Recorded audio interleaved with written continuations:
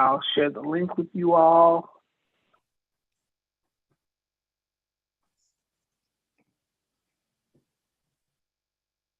Just setting up and starting up. I'll share the link with you. All right. So I'm gonna share this link with you ladies in the chat real quick. So if you want to share it, put it on your social media or whatever, please feel free. And we will go from there. How does that sound? Sounds good.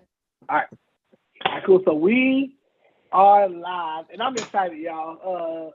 SCS Enterprise, I'm the president and co-founder of Setting the Standard Enterprise, which is a leadership development and workforce development organization based right here in Memphis, Tennessee. And you ladies know March is National Women's Month, right? We celebrate women all over the world. And I think SCS has some of the most amazing women in the world. I know for a fact we got some of the most amazing women in Memphis and in Tennessee. And I'm happy that part of our Extraordinary Women series, we want to highlight you ladies, women who are in leadership, right? We know that women, you guys are capable of doing some amazing things, and history shows that, I always say if you want something done right, let a woman do it, right? I've heard so many different slogans and things that just highlight the talents of women, and I think it's most important to talk about women who serve in leadership. So with that being said, I got four amazing young ladies who are going to tell us about their journey. So if you could kick it off, tell us your name, your leadership role, and how long you've been in that role. And Christine, let's start with you.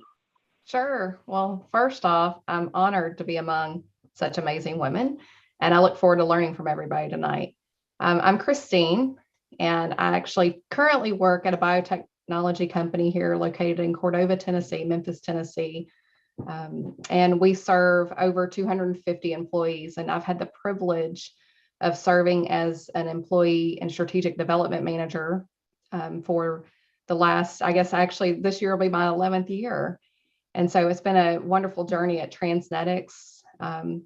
And I guess even before Transnetics, I've had the privilege of being a wife and a mother as a leader in my home, and also serving other companies and nonprofits for over the last 25 years.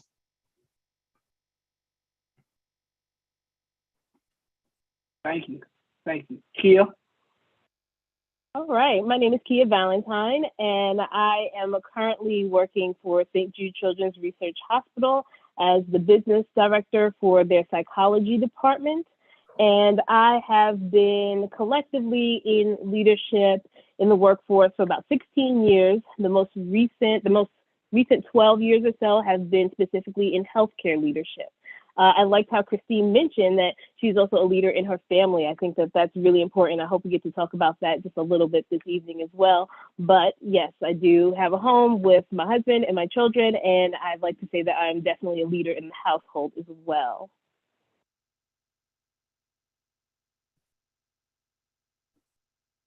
All right, Kristen? Hello, my name is Kristen Burnett. I am a data engineer at Thrivent Financial. We are a financial services company located in Minneapolis, Minnesota. I am a newbie to leadership and am uniquely positioned within my company. I do serve as VP of membership and secretary for our Toastmasters Club, but I mostly exercise my leadership skills on the data engineering team and throughout the data office as a whole, because I am sought out by various people on my team. And just to give a little background, about 6 months into my role, we went through a major transformation, and with a new CEO, we let go of so many experienced employees. Fortunately, I was able to be one of the few who remain still with the company. So my team really looks at me to bridge our legacy systems and processes with our vision of a digital transformation in the very near future. This has been a 3-year journey for me. Okay.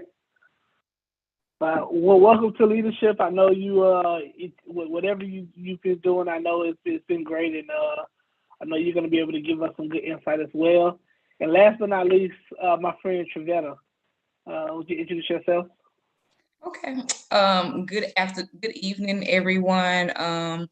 As Jeremy just said my name, but I'll introduce myself. I'm Trevetta Stewart. I'm currently a manager at FedEx. I've been there.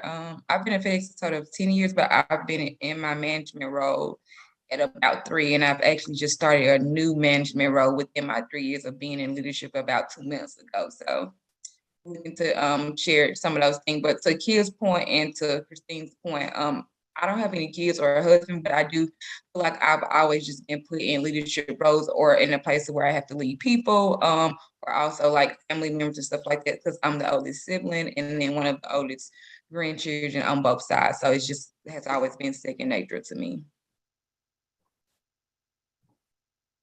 Gotcha. Well, I know we're gonna have an amazing conversation on tonight.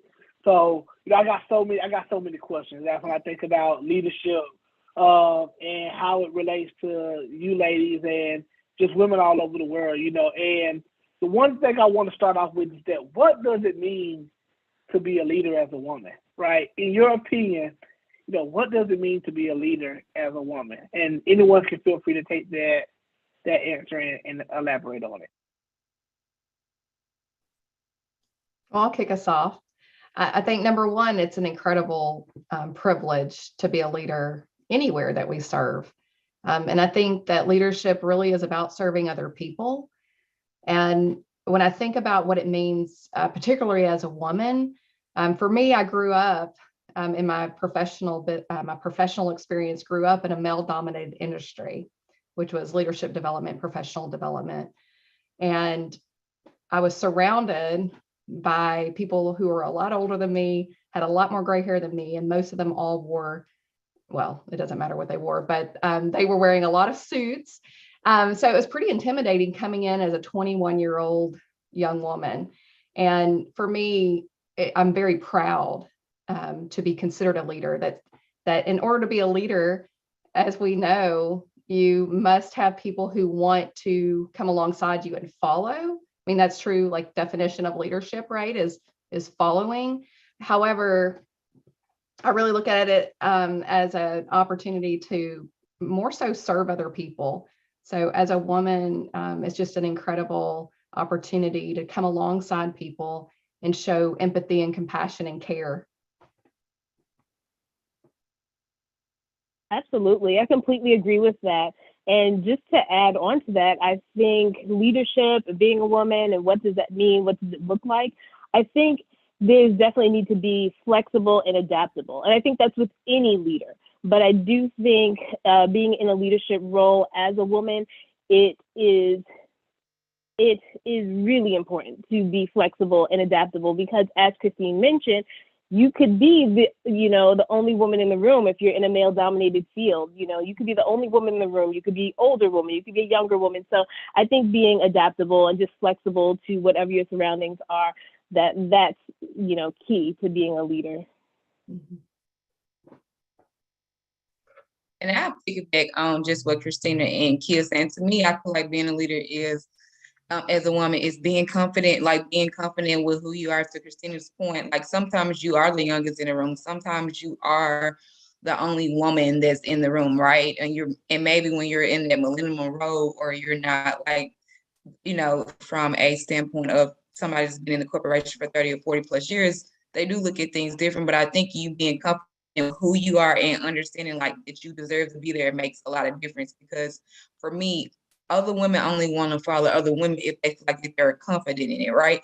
Like if she's confident with who she is, because how can I trust you to lead me if you're not confident? So I think being confident, like I said, making sure that you're empathetic to understand, to get people to want to follow you, being able to have that, be the confident, but giving that empathetic part there to make sure that you're understanding, and just being, I think being approachable, right? You want to be able to people to feel like they can come to you when they have questions, or if they feel. You don't want to make it seem like, hey, you're this picture perfect person. So also I'll add by closing, like being transparent, like allowing people to see being vulnerable with your team or the people that you're leading so they can see that you do fail or you do make mistakes or you made some of those mistakes, but being confident to reassure them that, you guys can overcome those things and it's okay to fail sometimes.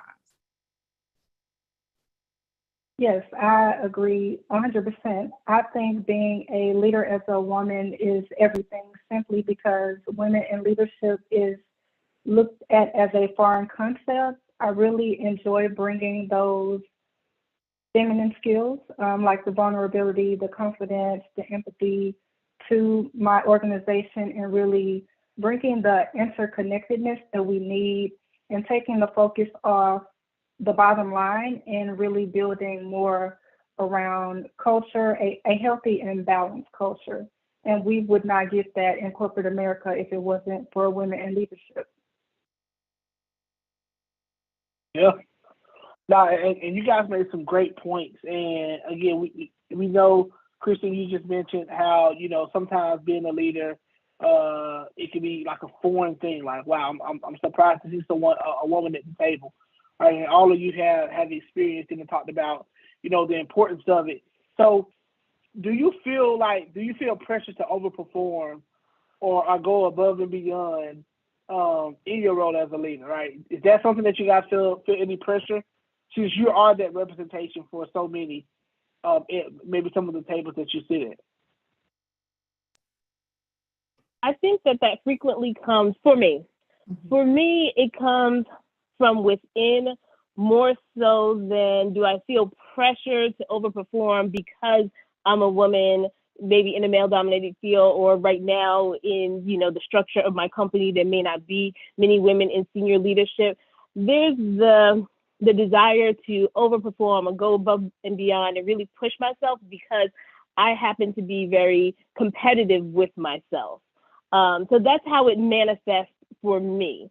Not so much to prove that I can do all things and prove you wrong because I am a woman in this position that, maybe a woman hasn't held previously, or maybe the demographic right now in the organization is not, heavily populated by women. It's more of like an internal motivator. I'm a competitor. I'm an athlete, from childhood. So that's how it manifests for me. I must, yes, if you don't mind, I'd love to piggyback off of that, Kia. I think you're right. For me, if I think about who I was as 20 years ago, the pressure was a lot higher then, but in a different way. It was an unhealthy way, truly, to be the first one in and the last one out, because that's what I saw around me. And starting off as a young professional, and many of you who are watching might feel the same, you're going to want to emulate what you think success is. And I think, and what we're seeing, but really now that I've had 20 years to reflect on it, you can create what success means to you. And I think that's really what's going to help you stand apart and stand out as a leader, when you create what's authentic to who you are and not trying to emulate what someone else is doing, because it won't come off the same way.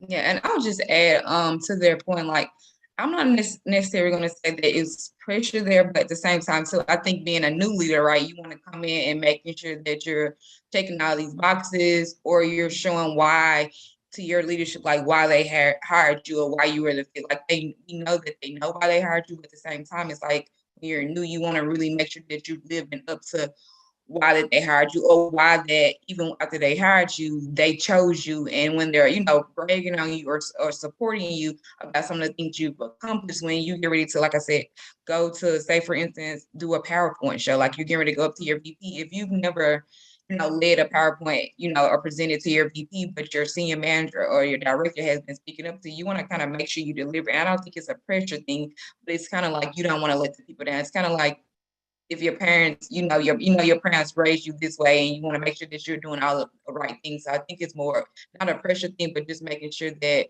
you know who you are, but you're also doing exactly what somebody hired you to do. I think it's more so like an accountability thing for me as well. Absolutely, I can relate to all of the ladies in their perspective. But like Christine said, I think it's very important to be authentic. And have a type B personality. I'm very laid back and reserved, so I don't feel as much pressure. But what I would suggest to those who may be listening is to find a team or a company that really honors work-life balance and collaboration, and they can help alleviate some of those pressures and those desires that you might have, that you may feel when you are trying to overperform. That's good. That's good. So so let's take it back, right? There's always this moment when you realize that, hey, I'm doing something good, and then someone's like, hey, I think you can do this for real. Like, it's that moment, and you guys probably all remember it, when you actually recognized that, hey, I could really be a leader. So when was that moment for you when you knew that you knew, like in the bottom of in your stomach, you knew in your heart, could nobody tell you anything different, that, hey, I'm a leader? When did you recognize that first?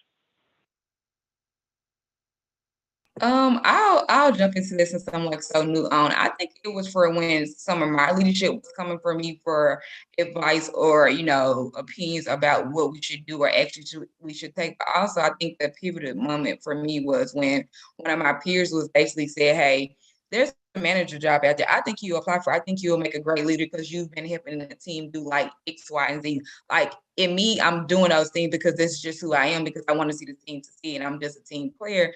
But I didn't realize like my peers were really like watching and felt the need that, hey, like you do have the ability, to be a manager and so on. Like that's the reason why I applied for a manager job. Like I really was thinking for my next like analyst levels role or advisor role. I honestly wouldn't even think about management at the time. It was something that was a goal of mine, but not at the given time, just because, hey, I was young. I still feel like I need additional experience, but it was my peer that kind of tapped me on the shoulder, like, hey, I think it's a job out there in your old area. I'm not for sure if it's that exact job, but I feel like you would be good at leading this because you've helped us as a team accomplish this. So I think that was that moment of like, okay, maybe maybe this is who I am, or maybe it is time for me to take that leap.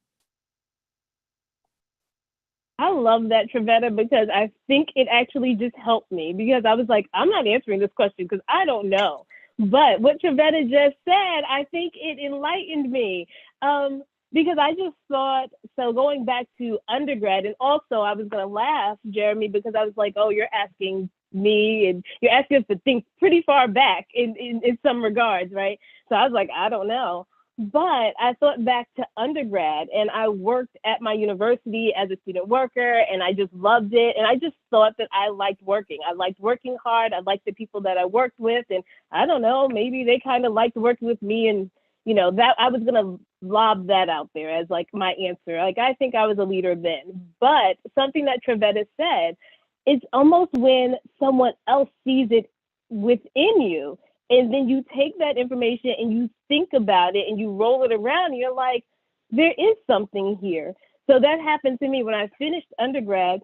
I left, I got a job in the field that was related to my undergraduate degree, but just a couple of months later, someone from the university whom I'd worked with, she called me and she said, we're starting this new program, we're growing exponentially, we need someone to come run it.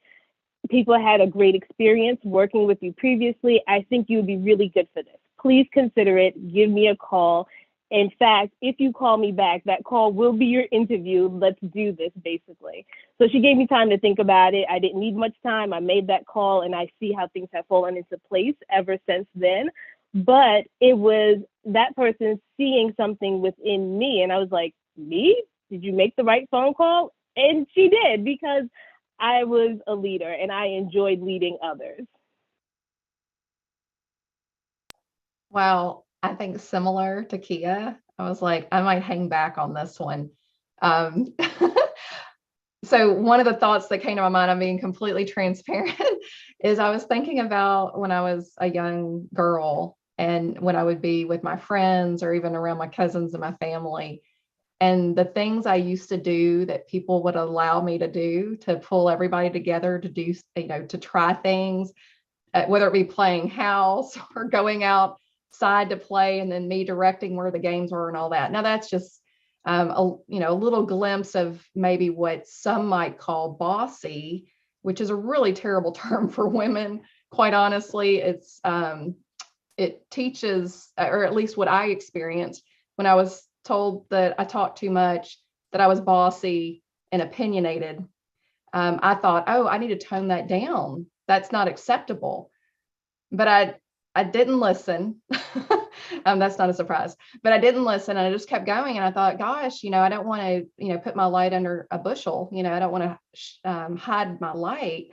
And so over the years, I've actually felt that at different times where I felt like I needed to shrink back to, this might be a little off the topic, but I felt like I needed to shrink back in order to allow other people to feel more comfortable. And so with that, what came to my thought process when Kia and Trevetta were talking was like, I think it was exactly what they mentioned, was when someone else saw it in me and brought it up. Because before I could have said, yeah, sure, I'm a leader, I'm a boss, but until someone else kind of saw it in me and gave me the freedom to try something and fail, and failure is so important. And that's the hard part for a lot of us, right? I don't know, just women, but in general, failure, we're not really taught well how to fail fast and pivot and then try again. We just get stuck in that moment of failure and we beat ourselves up, and it's the whole downward spiral at that point. But I think it was really when someone saw it in me when I didn't know that I saw it in myself quite yet. Yes, I'm going to go back, not too far, but to high school. That's when I recognized I was a leader transitioning from middle school to high school. And I noticed that my confidence was high and I had a lot of influence with my peers, and I was attracting people who were leaders, whether it was sports or SGA or any other clubs. I was attracting them to me. And I kind of figured that we had some type of common characteristic, which is what I now know as leadership. So pretty early on for me. Gotcha. So I've heard that you've had people tap you on the shoulder, right? You've done it as a kid, right? And then you it was kind of always there, and it was in different forms, whether it was being, we're not going to say bossy, we're going to say that you knew exactly what you wanted and you went after it, right? And all of those things kind of gave you a glimpse and a preview that, hey, there's something different about me. And you all talked about people, about being able to deal with people. And I think that's one of the huge things about leadership is that, they always say that if you're a leader, you're not walking by yourself. You got people that's willing to follow you, right? So let me ask you this. So, I mean, everybody thinks that leadership is not everybody, but there's this misconception that, that leadership is the ultimate goal and it's just easy. That once you get into leadership, all they have it is easy. You just boss people around, tell people what to do, and everybody else does all the work, right?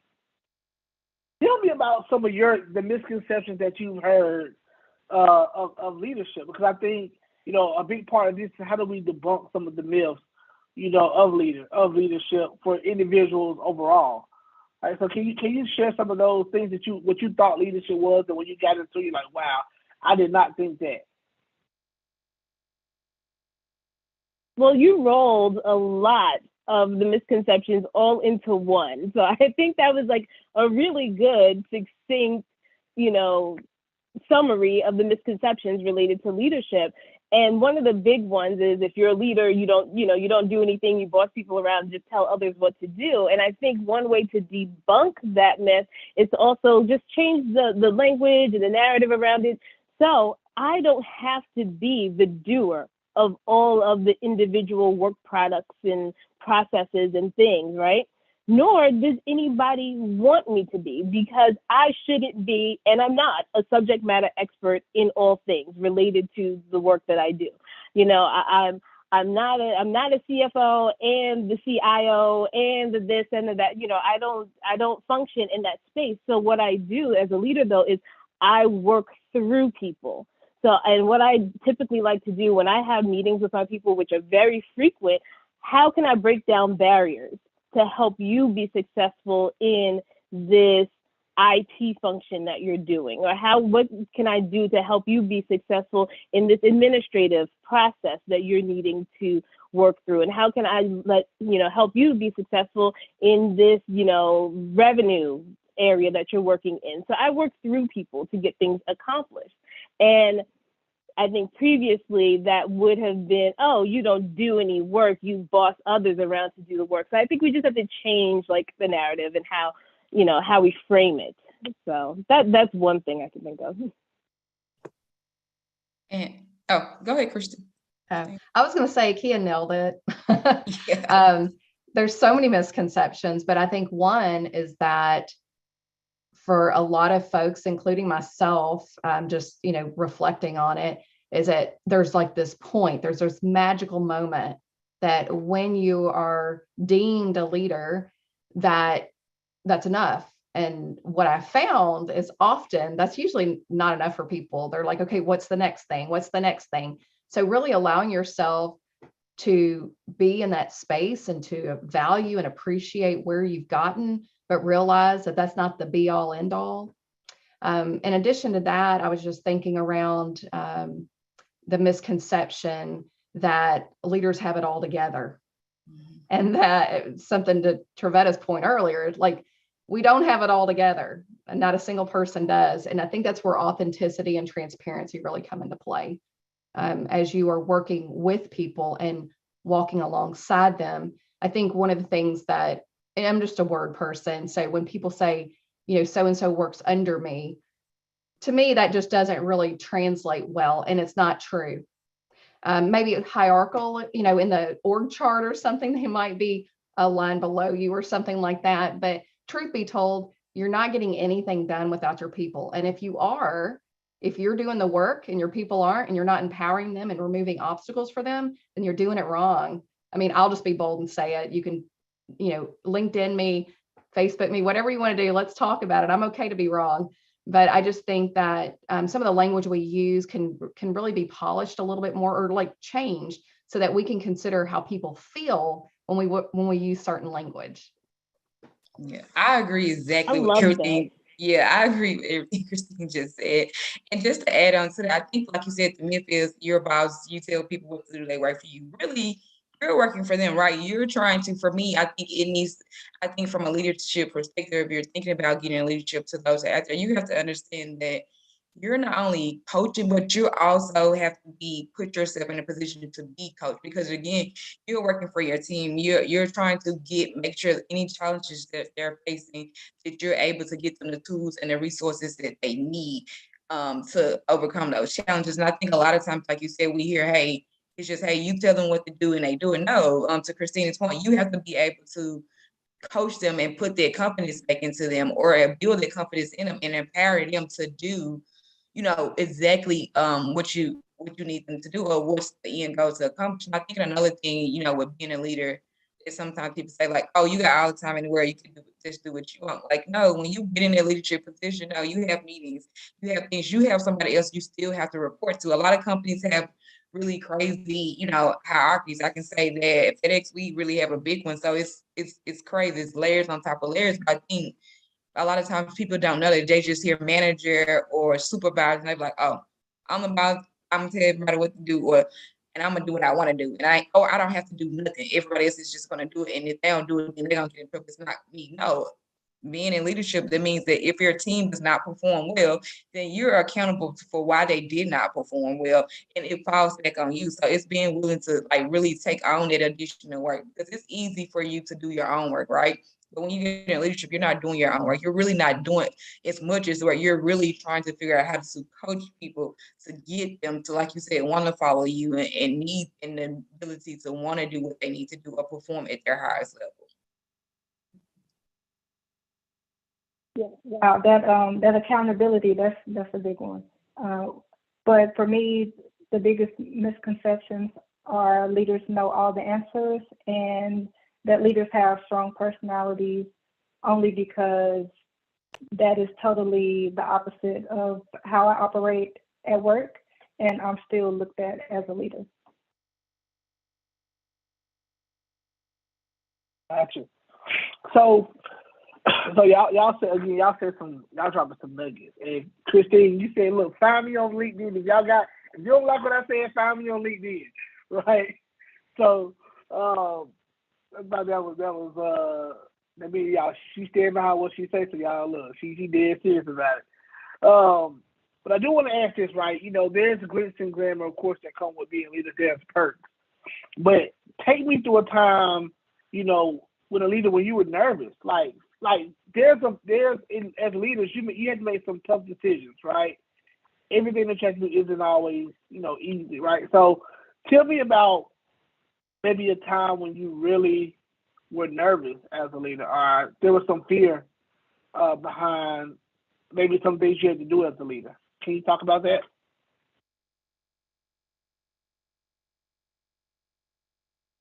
I'll start. Okay, go ahead, Kristen. I'm sorry. It's going to be really quick. I'm always nervous as a leader because I work in a engineering function, and engineering is not really my strength. Kind of my soft skills and my presentation skills are my strength. So whenever I have to program something or present something to the engineering leads, I'm nervous, but I always reach out to my team and get their opinions and get them to help me out.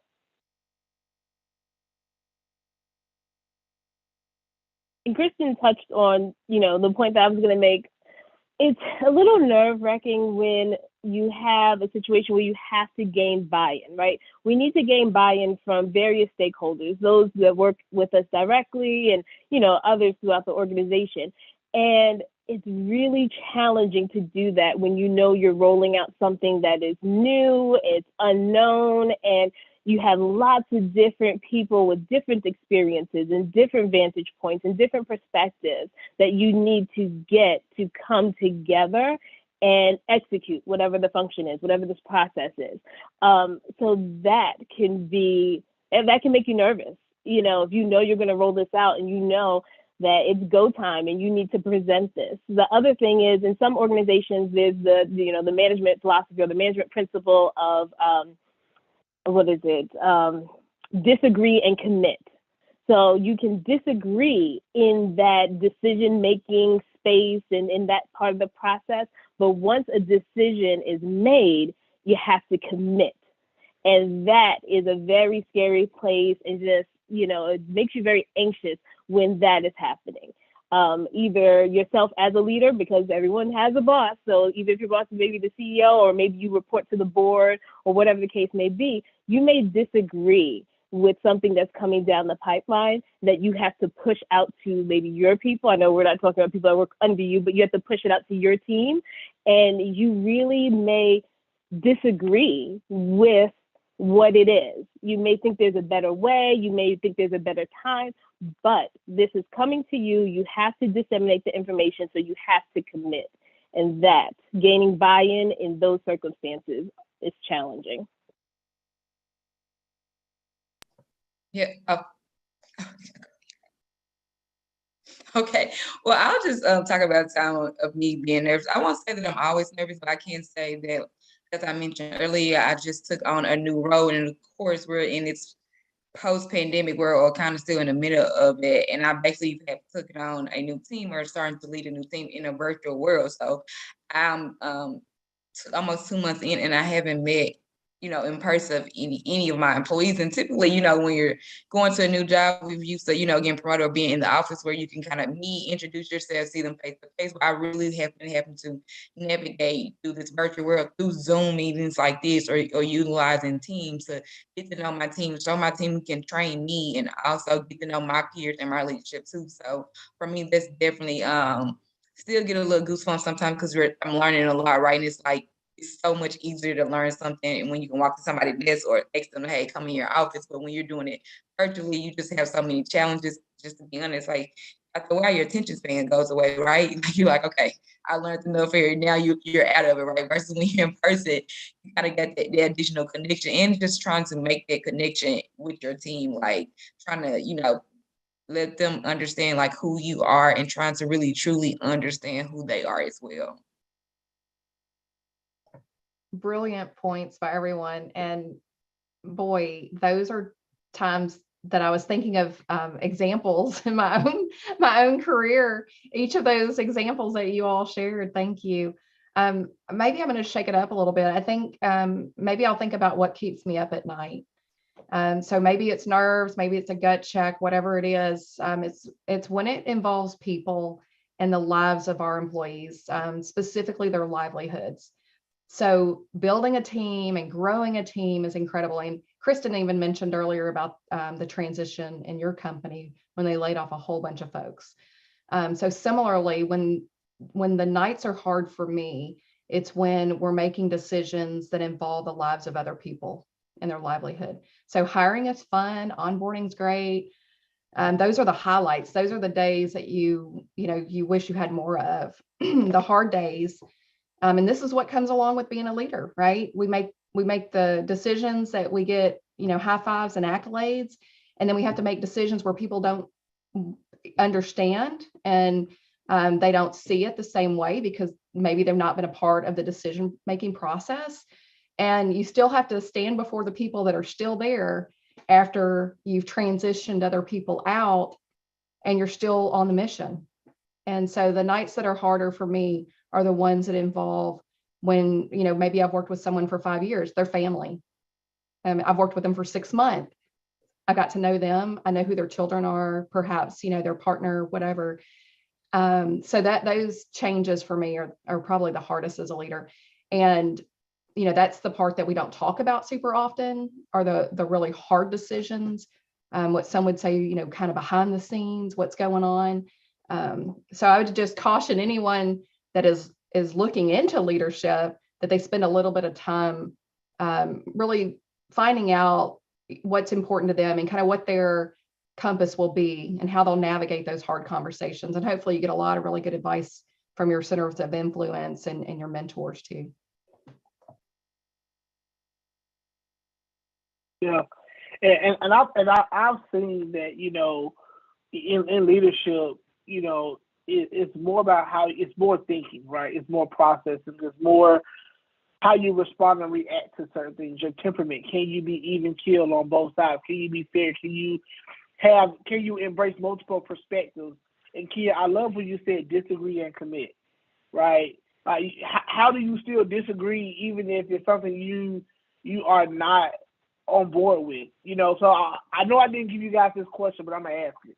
So I'll apologize later. Like Christine, if you didn't like it, send it to me in LinkedIn. Send me a LinkedIn message, all right? But how those emotions, right? Those emotions when I know at times as leaders, there's gonna be something that you're very passionate about, right? And maybe the reason why you're the leader is because you knew how to keep your emotions in check, right? You didn't let yourself blow up.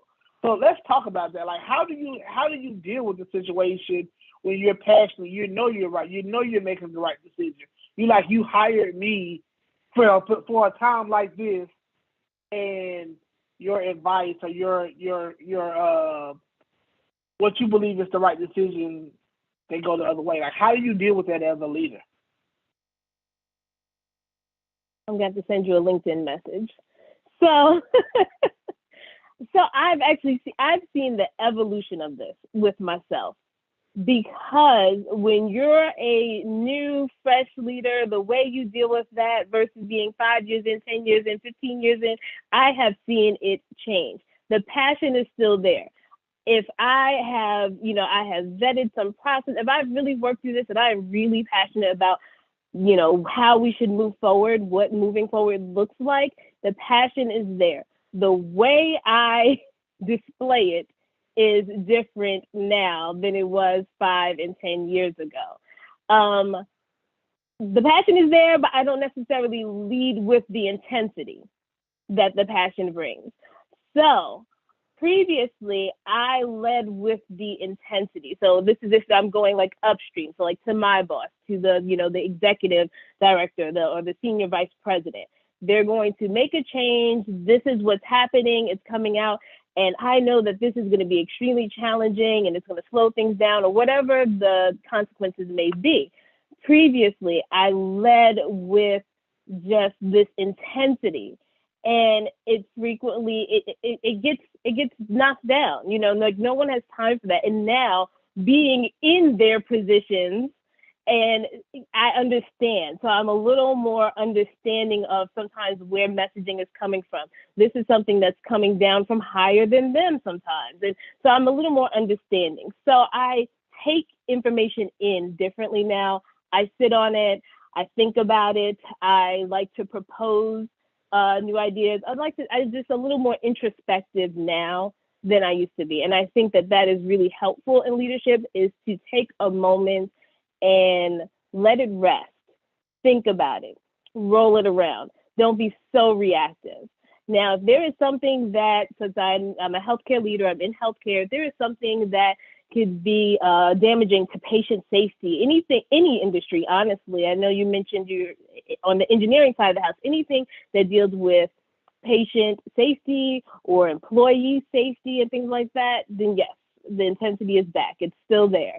But that's how I deal with it now. I think about it a little more. I come up with alternatives, because one thing that I've noticed is don't just shoot something down. Come with a helpful alternative that can help someone think about it. And maybe that will open up the conversation and the discussion for how we can move forward. Does that answer your question a little bit that I wasn't anticipating? It did. But any other ladies wanna chime in or add to that? Yeah, I'll just add, for me, I try to remind myself like this is business and don't take it personal. And I also try to remind myself like, what would I do if I was in my leader's shoes? Like, understanding, like you said, you have goals and objectives that are coming from left to right. You're getting them from your leadership, but honestly, you're also getting them from your team, right? Your team might be saying they're not getting this and they're not getting that. So it's like, how do you combine all that? I think for me, like I said, I was reminding myself, hey, it's a business, right? And to take that emotional side out of it, and understanding that the emotional side needs to be in it, but knowing when to display it. Like, even though if I'm passionate about something right now, it might not be the best time. Maybe I'll hold it out to later, or maybe I'll let my leadership know, like, this is something that I think will be good for the team, or maybe the next time this opportunity comes about, maybe we can try this approach. And if this approach doesn't work, then maybe we not. And honestly, maybe sometimes you can I haven't been in this situation, but maybe sometimes if you're constantly, because I hear this a lot when I'm coaching other people, if you're constantly asking your leadership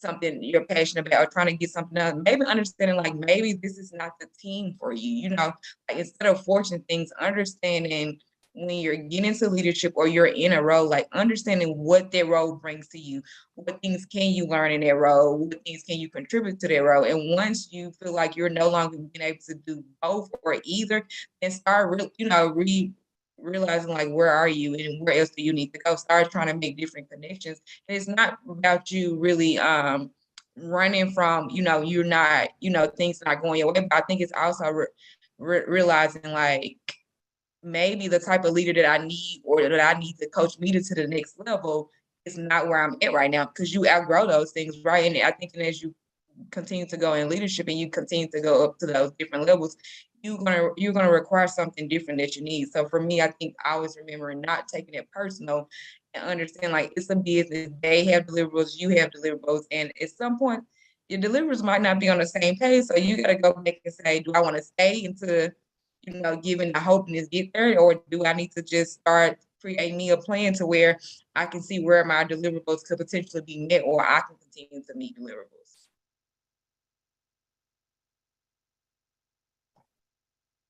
I just add two thoughts that came to mind. One is stay curious, especially amidst any kind of emotional charge. We could do ourselves a whole bunch of favors by taking a deep breath and just staying curious. And usually staying curious for me looks like this. It's just asking some questions. Tell me more about that, especially if it's not something that I'm necessarily aligned with right then. A lot of times it's I don't have the perspective yet, or I haven't heard something that triggered like, oh, I understand now why they think or someone thinks it should go in a different direction. I think asking more questions keeps the path open and doesn't start shutting down for other people who are in the room. The other thing as it relates to the emotional charge is emotional regulation. And some of you have probably already heard this, but as it relates to emotional intelligence, the self-regard is really important, as well as self-awareness. And when you are learning more about who you are and what triggers you, what your hotspots are, those will be the times that you'll have the opportunity to then redirect the emotion that's coming at you or that's stirring within you. So staying curious and paying attention to emotional regulation and awareness. I think they covered everything. Gotcha. So this panel has flew by. It's already 7:25. We're almost out of time. I did get one question from the group that submitted, and I want to ask it before we wrap it up. How did your mentality change when you went from an individual contributor to a leader? Again, how did your mentality change when you went from basically the employee to the leader, or the individual contributor to the leader? The newbie in the leadership role, I'll just say that my mentality has not changed as much. I just want to impact the team, and I feel like as a individual contributor or a leader, that's my ultimate goal.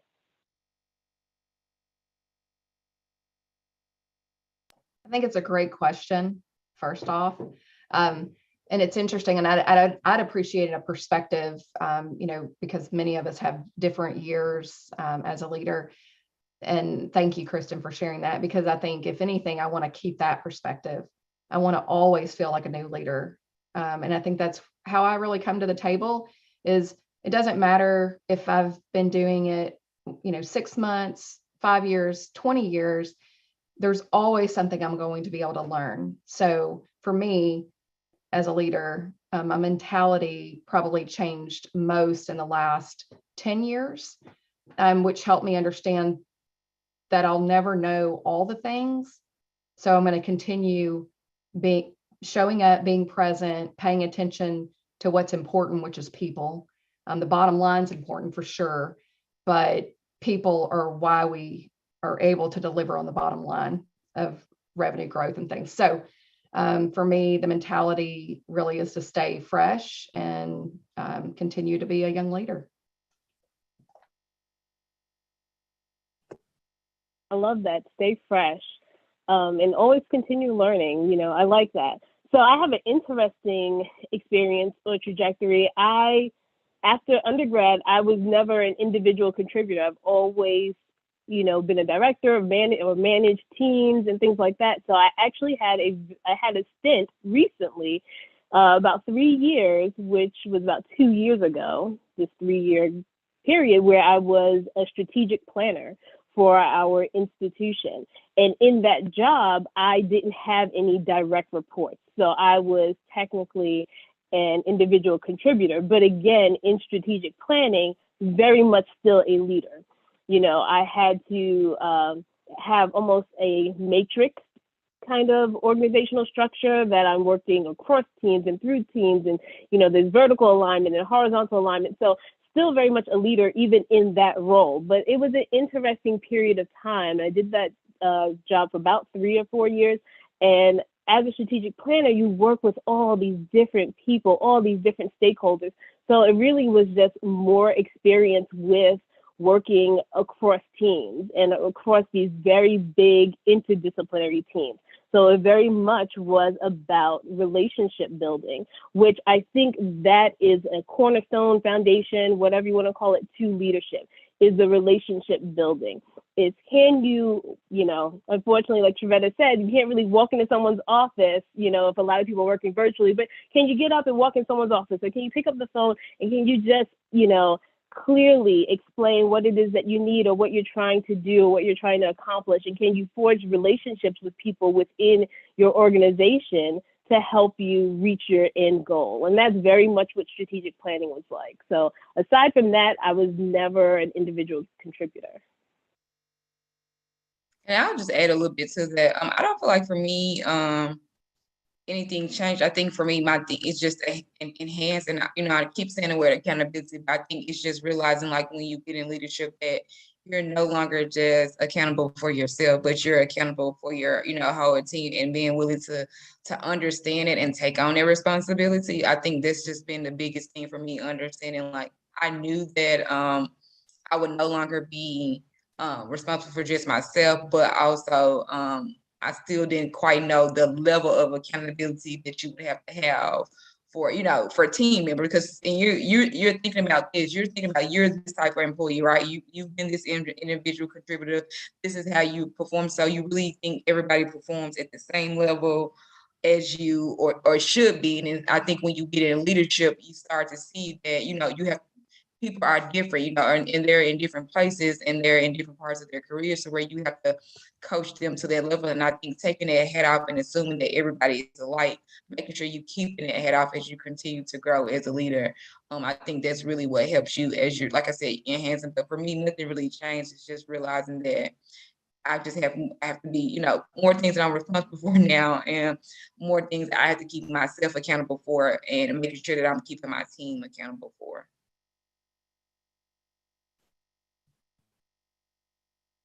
Gotcha. So we got to get ready to wrap up. I want to be respectful of your time. So I got two questions that I want to ask. So we're gonna ask y'all to do quick rapid fire. All right. Right. Because I me out. We'll be here at 8 o'clock, and then everybody's gonna be in my LinkedIn messages saying, Jeremy, you didn't respect our time. So, just real quick, you guys dropped so many nuggets, so many things that I think people can take away. But we did talk about something that I think is very important, which is what's the most fulfilling feeling when it comes to being a leader? Like, there's some fun things that really make you say, wow, like, it makes you proud, makes you excited, it kind of keeps you going. So can you talk briefly about maybe what's the most fulfilling part about being a leader? For me, No, go ahead. Girl, I think we both are thinking things at the same time. For me, it's serving others. I think the greatest joy that I get is seeing someone else accomplish something that they didn't think that they were capable of accomplishing, or stretching themselves to get something done that they didn't think would even be possible. That's probably the most fulfilling thing for me. I was about to say those exact same words. I think it's like getting a plant and you're watering it, and then you seeing how much it grows, like seeing that employee like really grow or take things to the next level, and being able to like see them really improve, and then them even identify, because it's one thing that as a leader, you can see that they're improving, but for them to really honor or feel like that they've improved or they really got something out of it, I think it's like the biggest thing for me. And like Christine just said, like, being a servant leader, I feel like you really can be in leadership if you're not willing to be a servant leader or roll up your sleeve.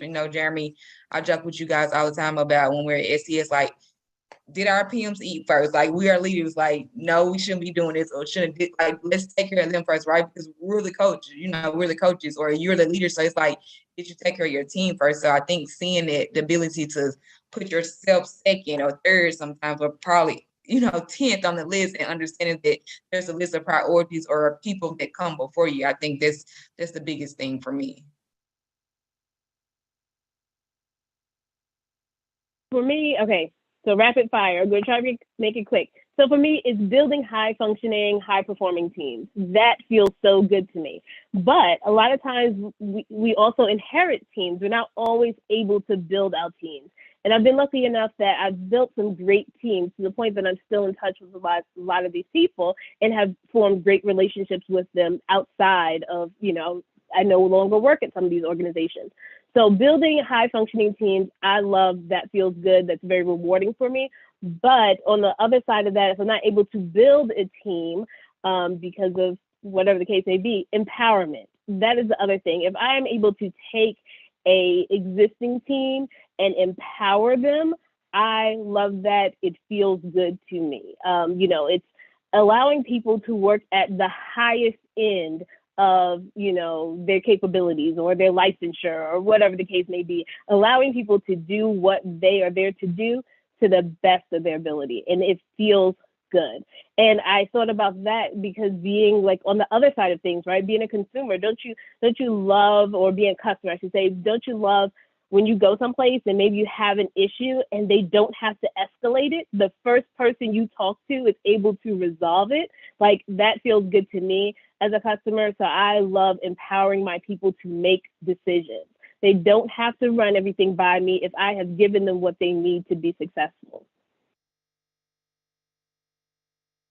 Yeah, the experience is really speaking. I was gonna say the most fulfilling part for me was the personal growth, but now I know what to look forward to when I grow into my leadership is coaching my team and building those high performance teams so they feel empowered to do their job.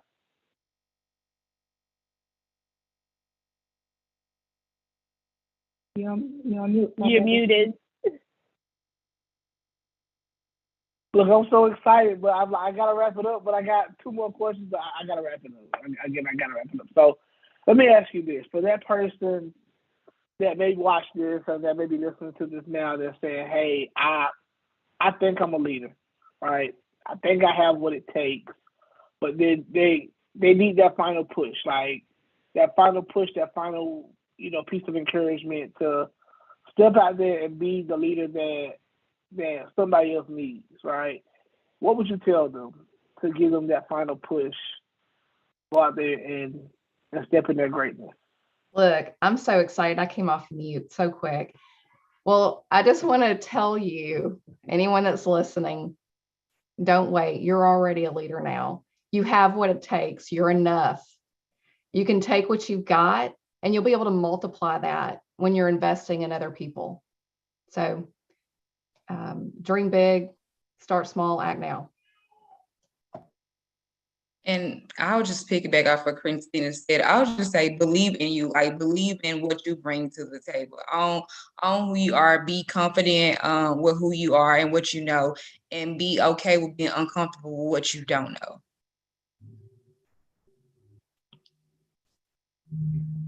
Christine said it earlier, stay curious, be willing to learn more, be willing to absorb everything you can. I think that really helps.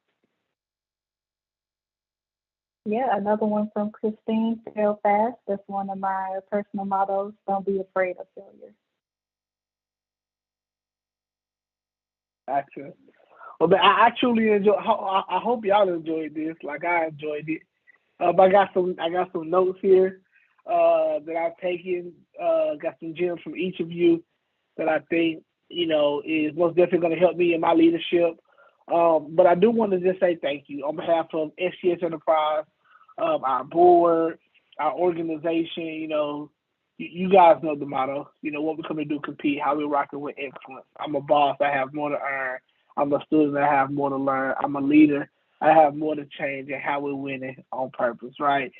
That's what we try to instill in the leaders that we have. And I think if anybody listens to this, and the people that will listen to this and that are currently with us watching now, somebody got something.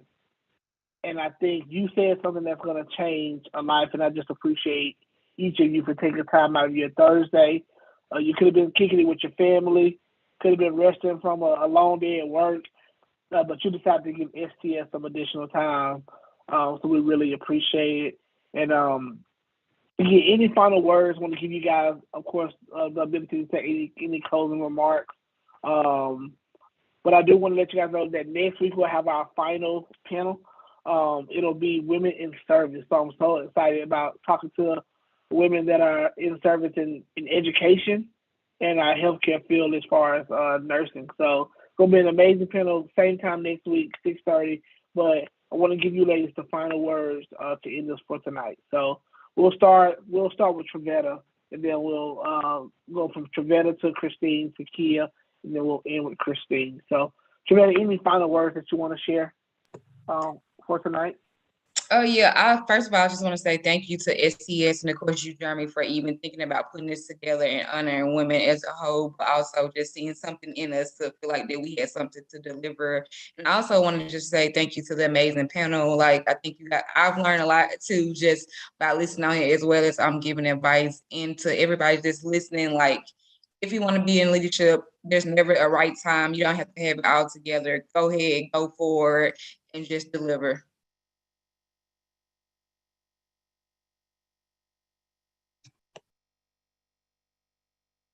Yes. Thank you, Jeremy. Thank you, ladies, for taking the time out to do this webinar. My closing thoughts are for whoever is listening. If you are looking to learn more, if you're looking to get more experience, please consider joining STS as a coach or a student. We're always recruiting. And yeah, we have a great time and we would love to have you.